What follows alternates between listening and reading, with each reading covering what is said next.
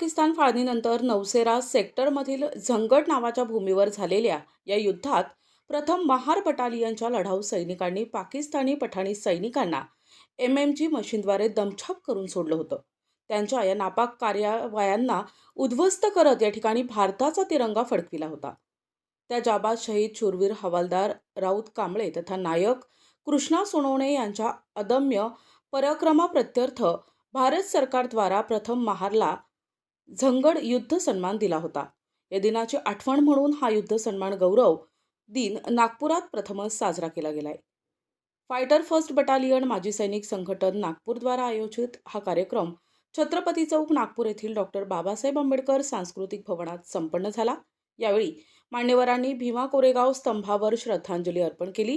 Captain Virsen तांबे तसेच सुभेदार major Satyendra Chaure या प्रमुख पाहुण्यांच्या उपस्थितीत रेजिमेंटमधील तसेच उपस्थित असलेल्या सर्व माजी सैनिक आणि त्यांच्या परिवाराचा पुष्पगुच्छ आणि सन्मानचिन्ह देऊन सत्कार करण्यात आला. यावेळी मान्यवरांनी आपल्या अनुभवाचे मनोगत सुद्धा व्यक्त केले. या संघटनेचे अध्यक्ष कॅप्टन दत्ता गवई, उपाध्यक्ष हवालदार कवडूजी तुपे तसेच फायटिंग फर्स्ट बटालियनच्या सर्व पदाधिकारी यांच्या विशेष सहकार्यानं हा कार्यक्रम संपन्न झाला. मी कॅप्टन संजय खंदारे, सेवानिवृत्त, फर्स्ट महार दी महार रेजिमेंट.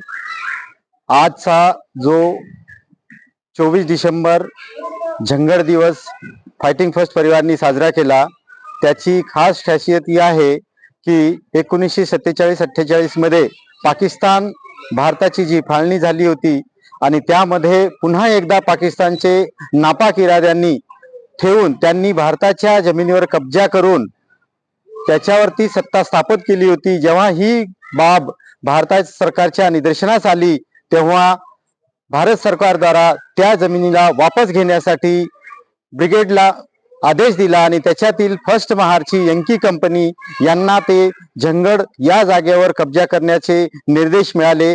त्यामध्ये महार रेजिमेंटची ओळख असलेली मशीन गन आणि तोफ याच्या मदतीने वीर महार सैनिकांनी अदम्य साहस दाखवून त्या भूमीला पाकिस्तानी पठाणी सोबत लढून परत हासिल केले आणि त्या जागेवर कब्जा मिळवला. त्यावरून भारत सरकारने 1947च्या युद्धामध्ये फर्स्ट महारला झंगड डे हा युद्ध सन्मान देऊन सन्मानित केले गेले. प्रतिनिधी अनिल बालपांडे, NTV न्यूज मराठी, नागपूर.